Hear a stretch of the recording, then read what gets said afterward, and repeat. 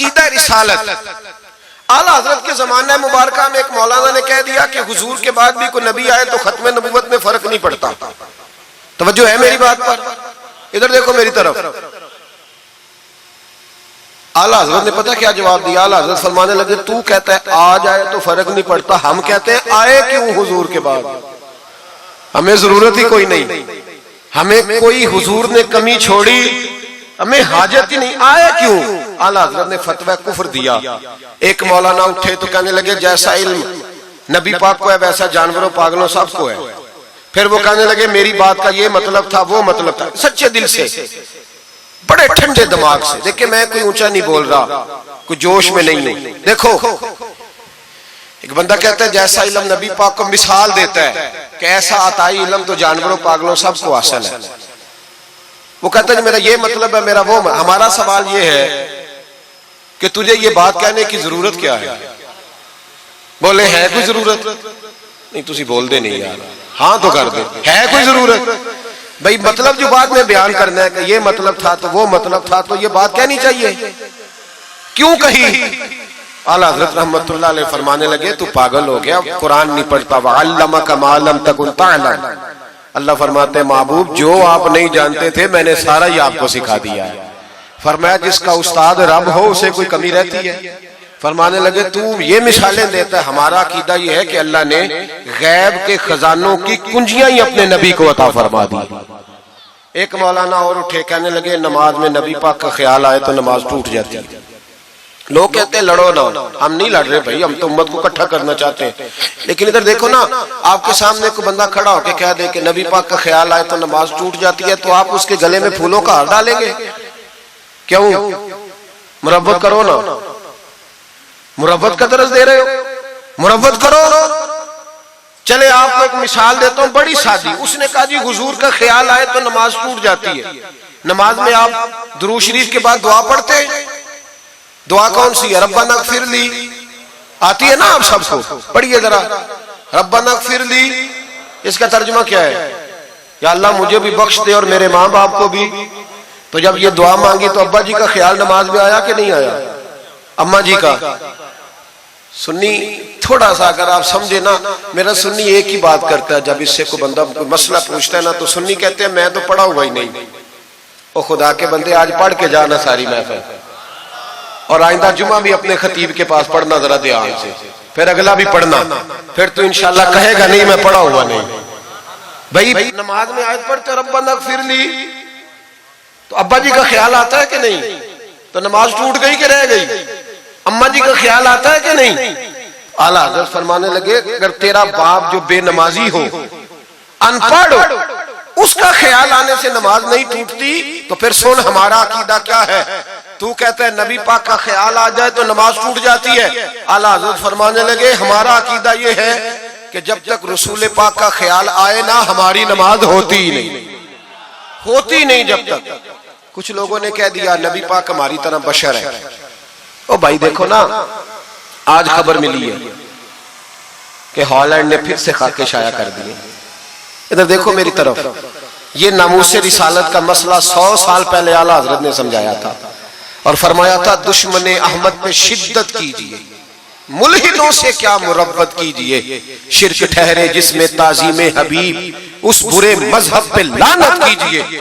وہ جو ناموس رسالت کی بات تب کی تھی، فرمایا نادانو آج تو تم کہہ رہے ہو کہ حضور ہماری طرح کے بشر ہے، تو جب تم بشر بناؤ گے تو پھر لوگ کہیں گے کہ سیاستدان کا خاکہ بن رہا ہے تو ان کا کیوں نہ بنے معاذ اللہ.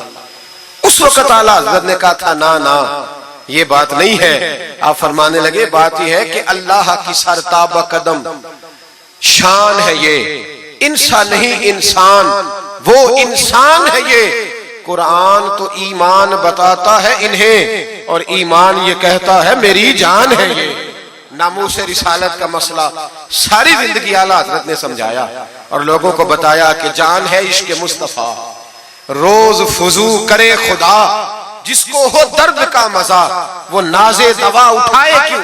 اعلیٰ حضرت موجود تھے مدینہ شریف میں.